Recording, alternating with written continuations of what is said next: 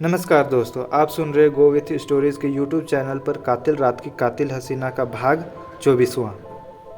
अब आगे। मैं अभी पुष्पा को देख ही रहा था कि मेरे मोबाइल पर खबरी का फ़ोन नंबर चमक उठा। मैंने बिना कोई देर किए उसकी कॉल को रिसीव किया। क्या हुआ प्यारे लाल?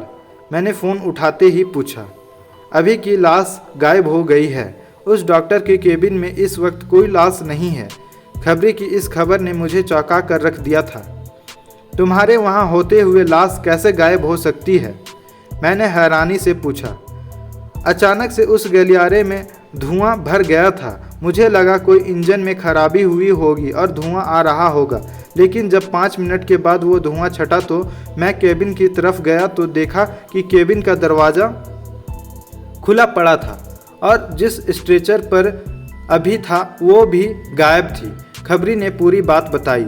इसका मतलब वो जानते थे कि तुम उस लाश पर नज़र रखे हुए हो? मैंने अंदाजे से बोला। शायद हो सकता है, लेकिन मेरे अकेले होने के बावजूद वे लोग मेरे सामने नहीं आए। खबरी ने आश्चर्य से बोला। इस क्रूज़ पर बहुत रायता फैला हुआ है यार। तुम उस डॉक्टर को ढूंढो जिसने अभी का इलाज किया था। मैं रागिनी को भेजता हूँ वहाँ पर, मैंने खबरी को बोला। लेकिन रागिनी को भेजने से क्या होगा? चिड़िया उड़ चुकी है यहाँ से गुरु। खबरी ने कायदे की बात बोली थी। ठीक है, फिर तुम डॉक्टर से बात करके यहाँ 5वें डेक पर बार में आ जाओ, मैंने खबरी को बोला। क्या बात है गुरु, बार में अकेले अकेले मौज मेला कर रहे हो और यहाँ अपने चेले को लाश की रखवाली जैसे बदमजा काम पर लगा रखा है? खबरी ने चकलस और नाराज़गी के मिले जुले स्वर में कहा। एक मुर्दे की रखवाली तो तुझसे हुई नहीं। साला मुर्दा भी उठकर भाग गया और यहाँ तेरे गुरु के सामने भी एक लाश पड़ी हुई है बार में। जल्दी आ जा, उसके साथ बैठकर तू भी 2-4 पैग लगा लियो, मैंने खबरी को उसी टोन में जवाब दिया। बार में किसकी लाश मिल गई है गुरु? खबरी का ये पूछना स्वाभाविक था। डॉक्टर से मिलकर यहाँ पर आ जा, फिर यहीं बताता हूँ तुम्हें। फ़ोन पर नहीं समझा पाऊँगा, ये बोलकर मैंने फ़ोन काट दिया। फ़ोन को अपनी जेब के हवाले करके मैं फिर से बार की ओर चल पड़ा। तब तक पुष्पा का रुअंदना थम चुका था और सिक्योरिटी वाले भी उसे बाहर भेज चुके थे। मैं सीधा उसी के पास जाकर खड़ा हो गया। अब तो बता दो, क्या खिचड़ी पक रही है यहाँ? कहीं अगला नंबर आपका ही न लग जाए। मैंने उसके पास पहुँचते ही उससे कड़वी सच्चाई से अवगत कराया। मैं उन हरामजादों को जिंदा नहीं छोड़ूंगी जिन्होंने मेरे साहब की जान ली है। पुष्पा की रूंधी हुई आवाज़ बता रही थी कि आने साहब के साथ सिर्फ प्रोफेशनल रिश्ते ही नहीं थे, बल्कि वो अपने साहब की बेहद करीब भी थी।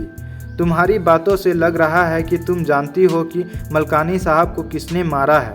अगर जानती हो तो मुझे बता दो, तुम क्यों इस उम्र में अपने हाथ खून से रंग कर बाकी की उम्र जेल में गुजारना चाहती हो? मैं कानूनी तरीके से उन्हें सज़ा दिलवा कर रहूँगा, मैंने तरीके की बात पुष्पा को बोली, अपनी नज़रों को झुकाए हुए ही ज़मीन को अपनी निगाहों से कुरेदती रही। कुछ देर के बाद, शायद किसी नतीजे पर पहुंचने के बाद, उसने मेरी ओर देखा। मेरे साथ मेरे केबिन में चलो, वहां बैठकर बात करते हैं, पुष्पा ने मेरी ओर देखते हुए बोला। ठीक है चलो। ये बोलकर मैं लखनऊ के नवाबों की तरह से पहले आप वाले अंदाज में अपने हाथों को आगे बढ़ाया। मेरा इशारा पाते ही पुष्पा मेरे आगे चल पड़ी थी और आपका ये खादिम अब उसके पद चिन्हों पर ही अपने कदम रखते हुए उसके पीछे चल रहा था। लेकिन वहाँ से रवाना होने से पहले मैंने रागिनी को अपने पीछे आने का इशारा करना नहीं भूला था। पुष्पा वाघमारे ने मुझे जो कुछ बताया था उसने मेरी दिमाग की सारी नसों को झंझना कर रख दिया था। जमुना दास मलकानी हद दर्जे का एक गिरा हुआ इंसान था। अपनी वकालत के धंधे पर वो एक बदनुमा दाग ही था, लेकिन पुष्पा के लिए वो एक देवता स्वरूप इंसान था, क्योंकि भरी जवानी में विधवा होने के बाद मलकानी ने ही उसे हर तरीके का सहारा दिया था। इसलिए वो उसके हर स्याह सफ़ेद धंधे में हमेशा बराबर शरीक रहती थी।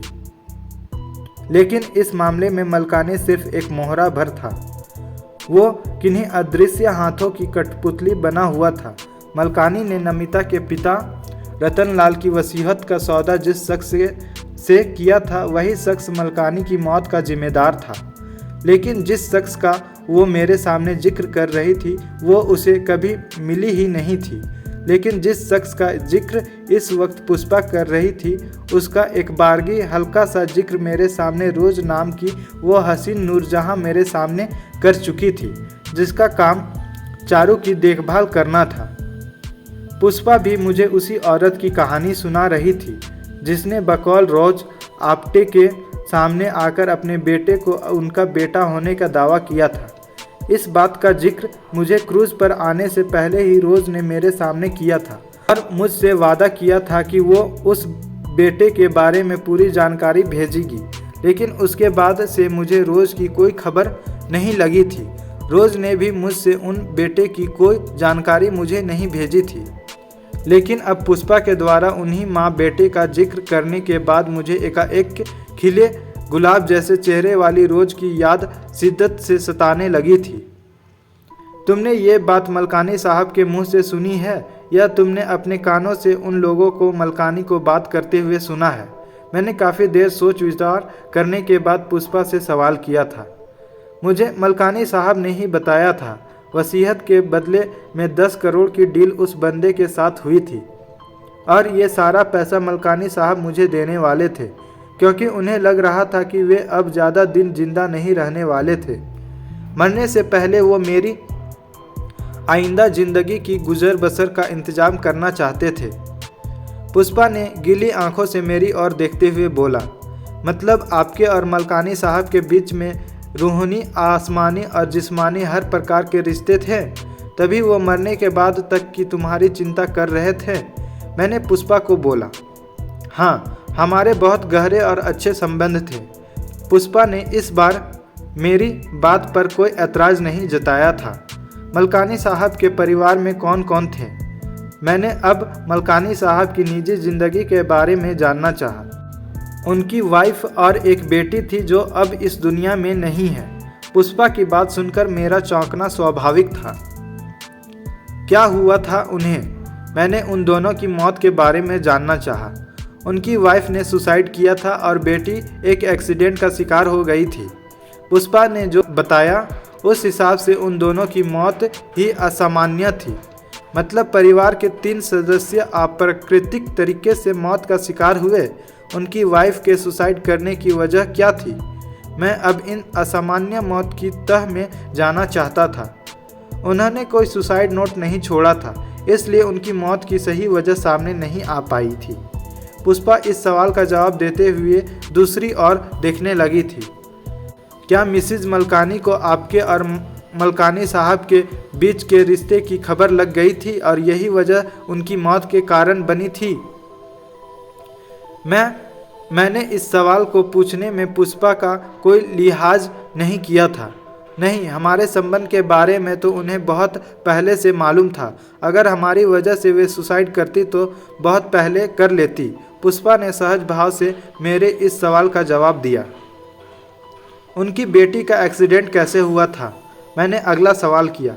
वो अपने बॉयफ्रेंड के साथ लेट नाइट पार्टी से आ रही थी। दोनों शराब के नशे में थे और एक ट्रक की चपेट में आ गए थे।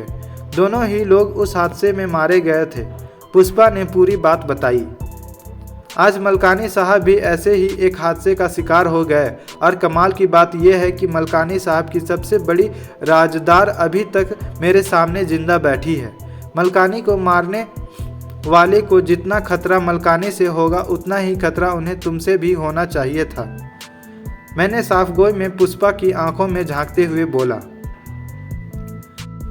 लेकिन मलकानी साहब की मौत की वजह तो मैंने बताई है ना, कि उस वसीयत के कारण मारे गए हैं। पुष्पा ने तुरंत मेरे सवाल के जवाब में अपना जवाब पेश किया। लेकिन ऐसी कोई वसीयत मैंने तो मलकानी साहब के पास नहीं देखी थी। वे तो बहुत आराम मतलबी के साथ वहाँ पैग लगाने में मस्त थे। मेरी बात सुनकर पहली बार पुष्पा ने अपना पहलू बेचैनी से बदला था। वे उस वसीयत की आपके सामने तो नुमाइश नहीं करते अनुज साहब। पुष्पा ने बात को दूसरी ओर मोड़ा। मेरे सामने नहीं करते, लेकिन उनके पास कोई ऐसा फोल्डर यह कोई फाइल नज़र तो आती अगर हत्यारे का मकसद सिर्फ बिना पैसे दिए ही उस वसीयत को हासिल करना था तो उसे वो वसीयत मलकानी साहब के पास दिखनी भी तो चाहिए थी। मैंने अपने तर्क से पुष्पा के चेहरे की भावभंगिमा को बदल डाला था। फिर आप उस हत्यारे को पकड़ कर ही उसे पूछिए कि उसने साहब को क्यों मारा, पुष्पा ने अपना पीछा छुड़ाने वाले अंदाज में बोला।